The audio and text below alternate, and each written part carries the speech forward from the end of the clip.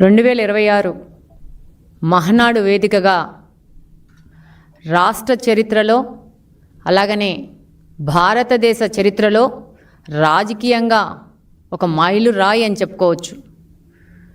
ఈ మహనాడు మహిళా సాధికారత మీద ముఖ్యంగా ఈ మహనాడును స్త్రీశక్తి మహనాడుగా నామకరణం చేసి ఈ మహనాడులో మహిళలకి 33% రిజర్వేషను తెలుగుదేశం పార్టీ ఇస్తోంది అని చెప్పేసి మన యువ నాయకుడు నారా లోకేష్ గారు ప్రకటించడం జరిగింది.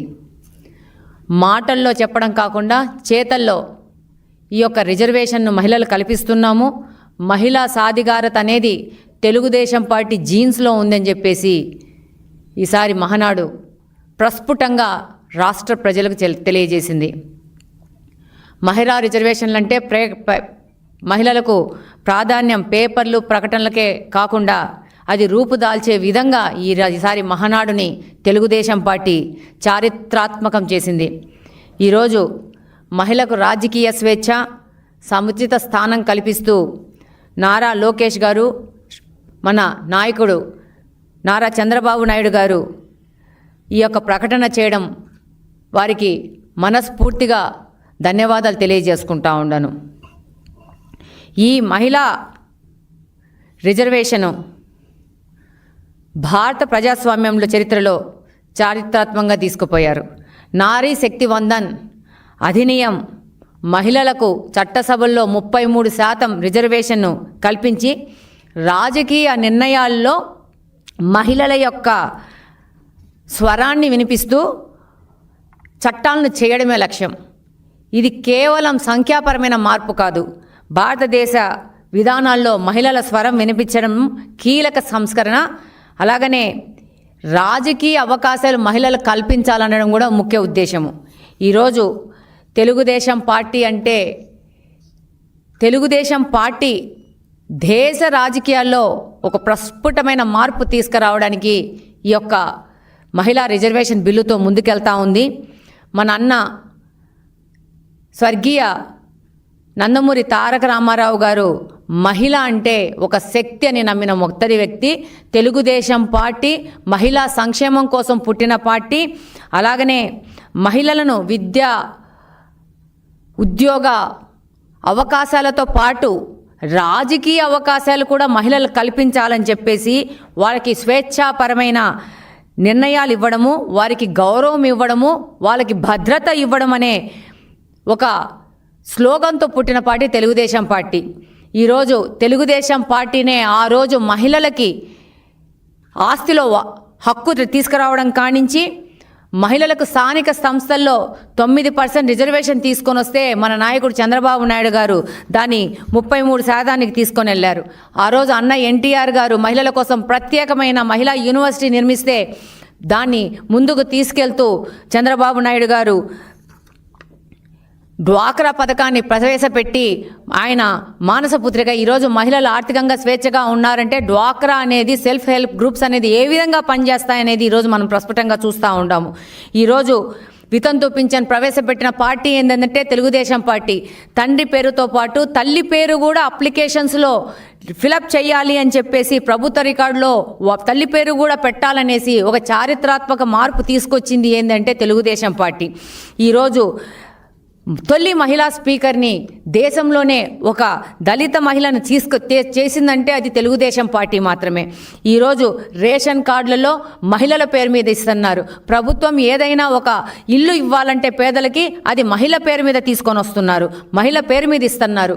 అంతకుముందు నారా చంద్రబాబు నాయుడు గారు దీపం పథకం కింద మహిళలకి ఉచిత గ్యాస్ కనెక్షన్ ఇస్తే ఈరోజు కూటమి ప్రభుత్వం నుంచి దీపం 2.0 కింద 3 సిలిండర్లు ఉచితంగా ఇస్తూ ఉంటారు. ఏ విధంగా చూసినా కూడా తెలుగుదేశం అనేది మహిళా పక్షపాతి. ఈరోజు ఈ యొక్క మహనాడులో మహిళలకి చట్టం కాకున్నా కూడా చట్టం చేయకున్నా కూడా తెలుగుదేశం పార్టీ మహిళలకు 33% రిజర్వేషన్ ఇస్తున్నాము.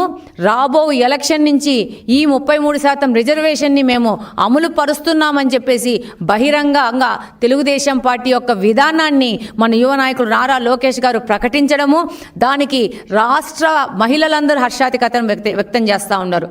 కానీ పాపం గొడ్డలి పార్టీ మాత్రము భయం పెట్టుకోనుంది.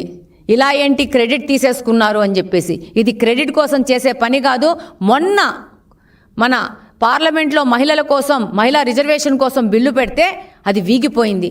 దాదాపు దేవగౌడ కాడి నుంచి మళ్ళా వాజ్పేయి గారి కాడి నుంచి ఎప్పుడు మహిళా బిల్లు పెట్టినా కూడా తెలుగుదేశం పార్టీ ఏ విధమైన కండిషన్ లేకోకుండా మహిళా యొక్క రిజర్వేషన్ని బలపరుస్తూనే ఉంది. నిన్న కూడా వీగిపోయింది. ఇలాంటి పరిస్థితి నుంచి మహిళలని బయటకు తీసుకురావడం కోసము ఒక రాజకీయ పార్టీ యొక్క హోదాలో మా పార్టీ 33% రిజర్వేషన్ను మహిళలు కల్పించబోతా ఉంది అని చెప్పేసి బహిరంగ ప్రకటన చేస్తూ భారతదేశంలో ఉన్న ప్రతి ఒక్క రాజకీయ పార్టీ ఈ యొక్క 33% రిజర్వేషన్ను అమలు పరిచే విధంగా ఒక మొదటి అడుగు అనేది తెలుగుదేశం పార్టీ తీసుకుంది. ఈ మహిళా రిజర్వేషన్ను చారిత్రాత్మకంగా చేస్తూ ప్రతి ఒక్క రాజకీయ పార్టీ భారతదేశంలో మహిళా రిజర్వేషన్ ఫాలో చేయాల్సిందే. రేపు 2029 ఎలక్షన్లో అది చట్టమైనా కాకున్నా కూడా మహిళలకు 33% రాజకీయ రిజర్వేషన్ కల్పించబడుతోంది. కల్పించాల్సిన పరిస్థితి, గడ్డు పరిస్థితి అన్ని రాజకీయ పార్టీకి మన తెలుగుదేశం పార్టీ ఇక్కడ ఆంధ్రప్రదేశ్ నుంచి వాళ్ళకి దిశానిర్దేశం చేసిందని ఈ సందర్భంగా తెలియజేసుకుంటా ఉన్నాను. ఈరోజు చూస్తే మొన్న పార్లమెంట్లో ఈ బిల్లు పెడితే మమ్మల్ని అందరినీ ఆంధ్రప్రదేశ్ నుంచి దాదాపు 20 మంది సభ్యులం మేము గెలిస్తే మమ్మల్ని అందరినీ పంపించింది పార్లమెంటుకి సపోర్టు. తెలుగుదేశం పార్టీ మహిళా బిల్లుకు సపోర్ట్ చేస్తూ ఉంది అని చెప్పేసి. దురదృష్టవశాత్తు భారతదేశంలో ఉన్న కొన్ని పార్టీల వల్ల ఈ యొక్క బిల్లు వీగిపోవడము, ఎంతోమంది మహిళలు దీని మీద డిసప్పాయింట్ అవ్వడం చూసి మా నాయకులు చంద్రబాబు నాయుడు గారు ఈ యొక్క మహానాడు వేదికను ఇది ఒక మెసేజ్ ఇచ్చే విధంగా తీసుకుపోతూ ఉంటారు. గొడ్డల పార్టీలోని నాయకులు ఈరోజు వాళ్ళు ఎగ్జిస్టింగ్ క్రైసిస్లో ఉన్నారు. దాంతో వాళ్ళు ప్రతి ఒక్క విషయాన్ని ఈరోజు ఒక క్రిటిసిజం చేస్తూ, విమర్శిస్తూ, దాంట్లో కూడా లోటుపాట్లు వెతుకుతూ మాట్లాడుతూ ఉన్నారు. ప్రజలు ఇదంతా గమనిస్తూ ఉన్నారు. ప్రజలు తప్పకుండా వాళ్ళకి ఏ రోజు సమాధానం చెప్తారో ఆ రోజు సమాధానం చెప్తుంది. ఈరోజు 11 పోయేసి అది 1 అయ్యే పరిస్థితి కూడా భవిష్యత్తులో ఉంటుందని ఈ సందర్భంగా తెలియజేసుకుంటున్నాను. ఈరోజు మీరు ముఖ్యంగా గమనిస్తే మహిళలు యొక్క పార్టిసిపేషన్ భారతదేశంలో ఎంతగా ఉందంటే మన యొక్క జీడిపి 18%గా మహిళల యొక్క జీడిపి చూపిస్తూ ఉన్నారు. మన మహిళల ఎంతమంది ఉన్నారంటే జనాభాలో దాదాపు 50% వరకు మహిళా జనాభా ఉంది. కానీ జీడిపి 18% చూపిస్తున్నారు. దీనికి కారణము అన్ఆర్గనైజ్డ్ సెక్టార్లో మహిళలు పనిచేయడము, కుటుంబ పరమైన వ్యవసాయం కానీ, అగ్రికల్చర్ సెక్టార్లో కానీ, అలాగనే పాడి పరిశ్రమలో కానీ, కుటుంబ వ్యాపారాల్లో కానీ, అలాగనే అన్పెయిడ్ రంగాలలో మహిళలు చేసే యొక్క పనికి పేమెంట్ కూడా లేని పరిస్థితిలో మన భారతదేశంలో మహిళలు పనిచేస్తూ ఉన్నారు. ఇదంతా మనం క్యాలిక్యులేట్ చేస్తే దాదాపు ఈ పార్టిసిపేషన్ అనేది 90% దాటే పరిస్థితి ఉంది. మన జీడిపి కూడా దాదాపు 30%కి పెరిగే అవకాశం ఉంది.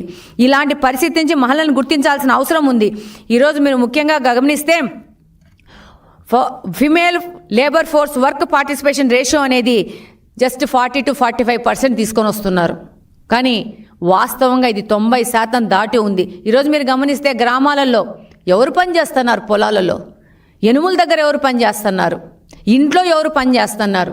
ఒక చాకలవతను బట్టలు ఉతుకుతుంటే ఎవరు వెళ్తున్నారు? ఇంట్లో మగవాళ్ళ కంటే ఆడోళ్ళు పిల్లోళ్ళు వెళ్ళేసి చాకలి పని చేస్తున్నారు. ఇస్త్రీ చేస్తూ ఉంటే ఇస్త్రీ దగ్గర వాళ్ళే ఉంటున్నారు. ఇంట్లో పనుల్లో వాళ్ళే ఉంటున్నారు. రైతు బజార్కి వెళ్ళండి. రైతు బజార్కి వెళ్తే రైతు బజార్లో వ్యాపారం చేసే వాళ్ళంతా కూడా మహిళలే. ఎక్కడ పోనీ మహిళలే పనిచేస్తున్నారు. ఇప్పుడు టైలర్లు చూడండి, ఎక్కువ మంది మహిళలే టైలరింగ్ పని చేస్తూ ఉన్నారు. ఏ రంగంలో చూసుకున్నా సంఘటిత రంగం, అసంఘటిత రంగం ఎక్కడ చూసినా మహిళలు ఎక్కువగా పనిచేస్తున్నారు. కానీ వాళ్ళని ఈ వర్క్ చేస్తున్నారు, వీళ్ళు ఈ సంపాదన సంపాదిస్తున్నారు. దేశం యొక్క ఆర్థిక పరిస్థితిలో వీళ్ళ పార్టిసిపేషన్ ఇంత ఉందని గణాంకాలు లేని పరిస్థితిలో భారతదేశం ఉంది. ఇది మార్పు రావాల్సిన అవసరం ఉంది.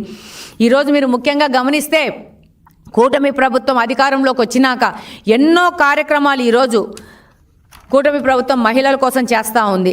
ఈరోజు 12 లక్షల డ్వాక్రా గ్రూపులను బలోపేతం చేసి ఆర్థికంగా మహిళల యొక్క భరోసా కల్పిస్తూ ఉంది. దాదాపు 1,10,00,000 మంది మహిళలు ఉపాధి ఆదాయ అవకాశాలు ఈరోజు కూటమి ప్రభుత్వం కల్పిస్తూ ఉంది. బ్యాంక్ లింకేజ్ ద్వారా దాదాపు 68 కోట్ల రూపాయలు ఆర్థిక సహాయం అందించింది. ఈరోజు మీరు గమనిస్తే సెల్ఫ్ హెల్ప్ గ్రూపులు కానీ డ్వాక్రా గ్రూపులు కానీ పార్టిసిపేషన్ లేకుండా రైతులకు కానీ వ్యవసాయంలో కానీ ఎక్కడా కానీ లోన్ ఇచ్చే పరిస్థితి లేదు.